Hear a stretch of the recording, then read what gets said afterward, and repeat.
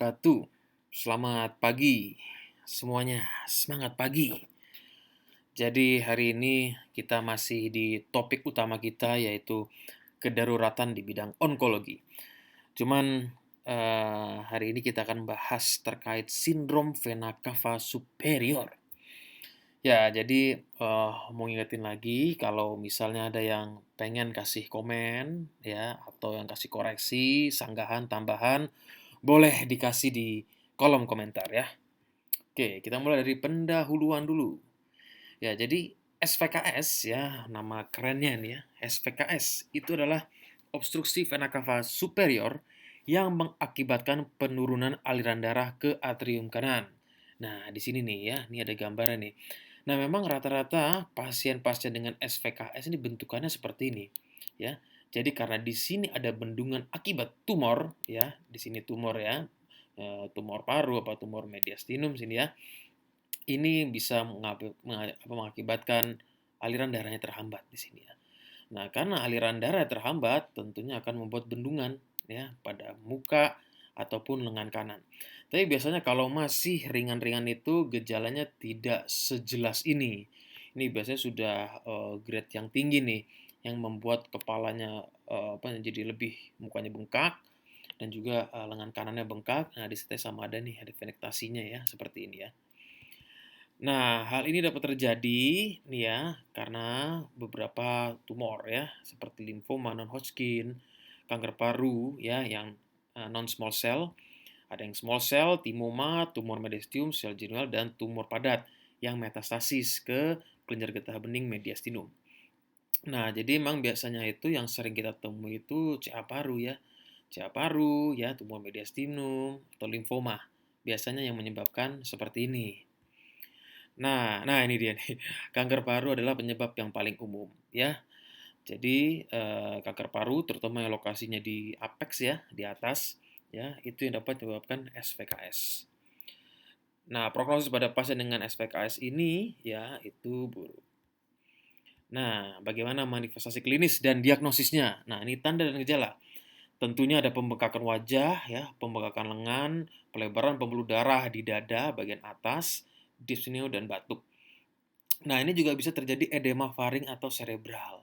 Nah, ini mungkin edema cerebral ya, dan faring juga sih ya, mengancam jiwa ya kalau misalnya terjadi.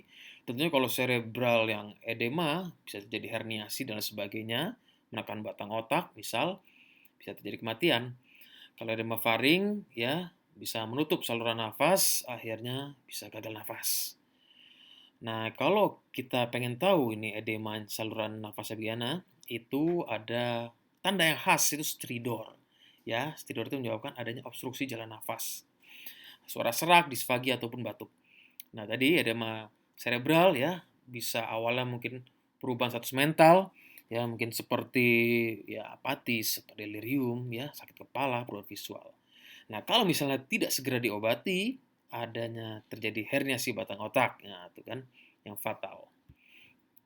Nah, pada radiografi dada, ya biasanya pelebaran mediastinum, ya atau FC pleura dapat menjadi sugestif dari massa mediastinum yang mendasarinya. Jadi, pelebaran mediastinum, ya itu bisa suatu tanda adanya tumor mediastinum. Nah, efusi pleura ini biasanya ya karena dari tumor itu sendiri ya, yang menyebabkan terjadinya efusi. Lalu pada venogram CT dengan kontras, itu adalah modalitas pencitraan pilihan untuk menentukan penyebab dan derajat obstruksi SVKS, serta untuk mengidentifikasi adanya trombus. Nah, jadi perlu diperhatikan juga, apabila adanya obstruksi, kita juga harus khawatir juga apakah terjadinya trombus.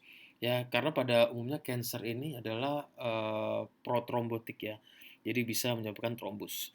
Jadi double nih masalahnya, ada obstruksi, ada trombus juga. Jadi harus diterapi dua-duanya. MRI itu pilihan untuk menentukan lokasi yang tepat dari obstruksi serta sejauh mana kolateral. Nah, ini dia nih, ini penting sekali nih, ini gradingnya dari SVKS.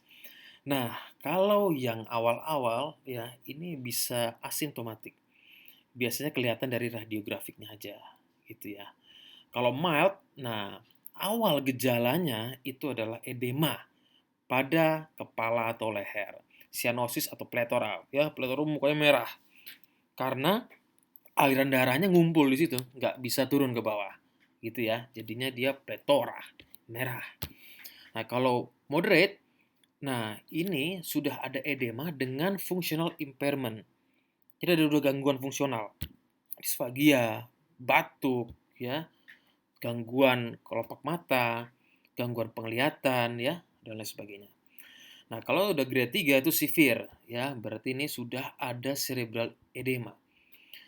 Dan juga bisa ditambah juga dengan edema laring, ya, atau bahkan adanya diminished cardiac reserve, ya, yang akibatnya bisa jadi sinkop.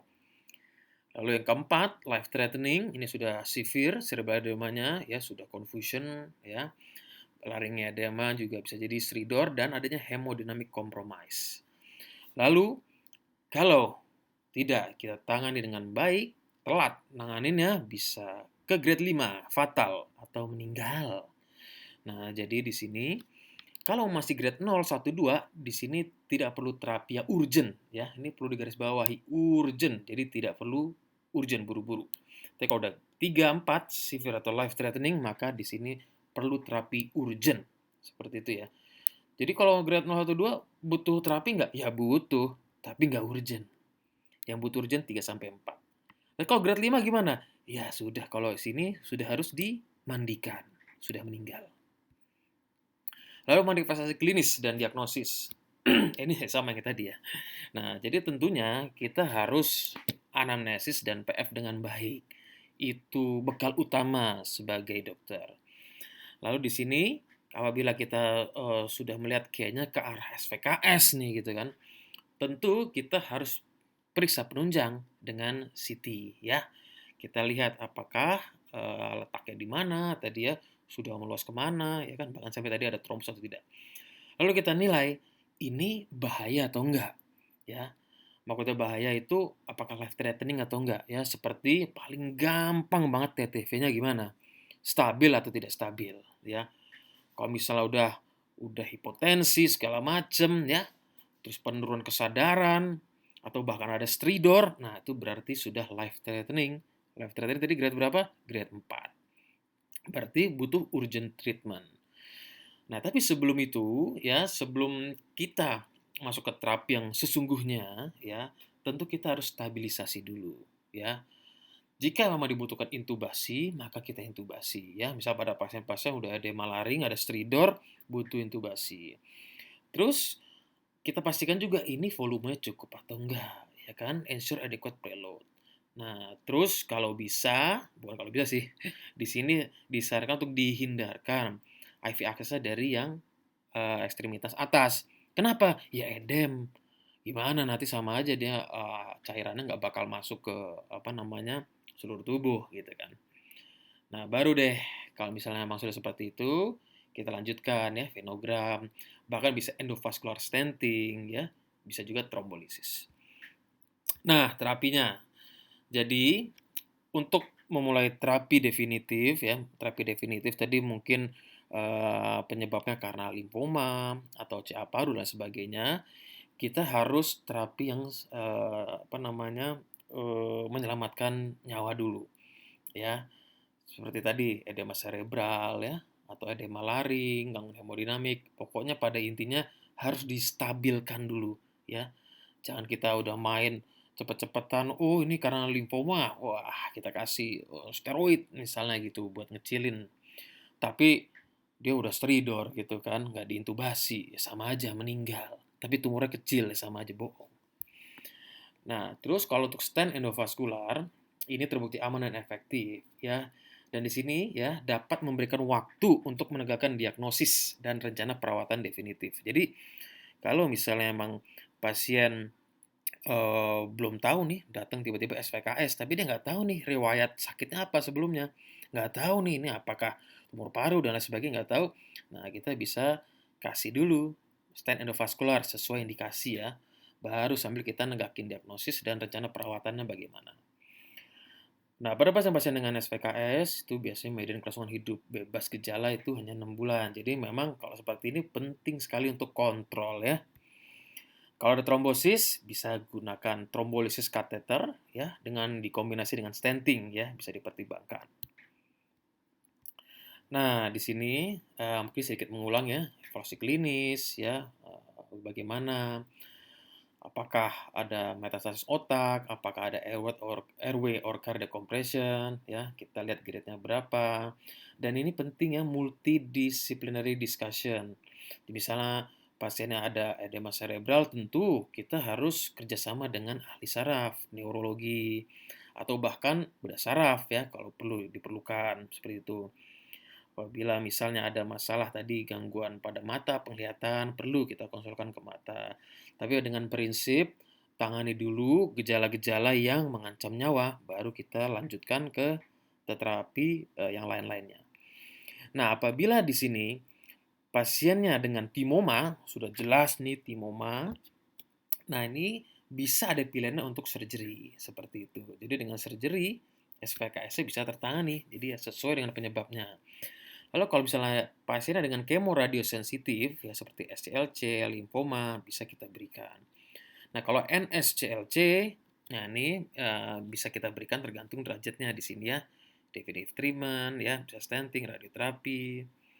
Nah, tapi kalau misalnya di sini ada poor performance status, ya ini bisa kita pertimbangkan untuk terapi yang lainnya, kira seperti radioterapi dan lain sebagainya.